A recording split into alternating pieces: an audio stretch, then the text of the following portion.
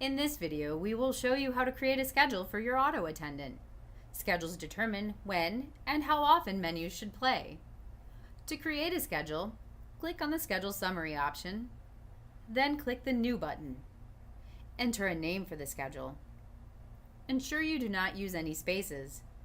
For best practices, please also avoid using special characters. You may also choose to enter a description for the schedule. The description is optional. Precedence determines which schedule should be used when multiple schedules occur at the same time. During the overlapping period, the system plays the menu from the schedule with the highest precedence. The options for precedence from lowest to highest are lowest, low, medium, high, and highest. A schedule with a low precedence would override a schedule with the lowest precedence. A schedule with medium precedence would override schedules with lowest or low precedence, and so on.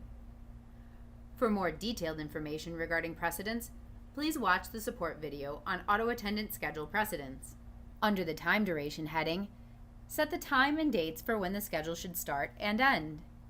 For example, if you want to use a schedule for the 4th of July, but only during regular business hours of 8 a.m. to 5 p.m., you would set the start time to 8 a.m., the start date to July 4th, the end time to 5 p.m., and the end date to July 4th. Then click the Create Recurrence Pattern button to configure how often the schedule will be played. This takes you to the Schedule Recurrence page. Here, you may modify the start and end times. Under the Recurrence Pattern heading, you have the following options. None, which indicates that this schedule should only happen once. This would be used for a special event or holiday that has a different date each year, such as Memorial Day or Labor Day.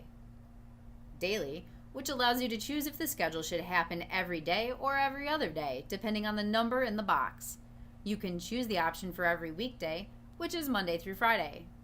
Weekly allows you to select the days you wish to have the schedule play. This is helpful if you need to create a schedule that occurs on Mondays, Wednesdays, and Fridays, or a schedule that occurs only Saturdays and Sundays.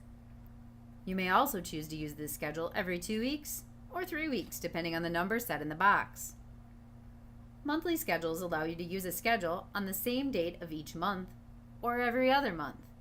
For example, if you are closed for inventory on the 21st of each month, or if you have a board meeting on the 15th of every 6 months, and you need a different schedule, you can configure this option. The yearly schedule is good for holidays and events that occur on the same day each year, such as New Year's Day, the 4th of July, and Christmas. Here, use the drop-down box to choose the month and then enter the day of the month in the text box. Under the Range of Recurrence heading, you may modify the start date. This is the first date you wish to have the schedule occur. Then choose the end date.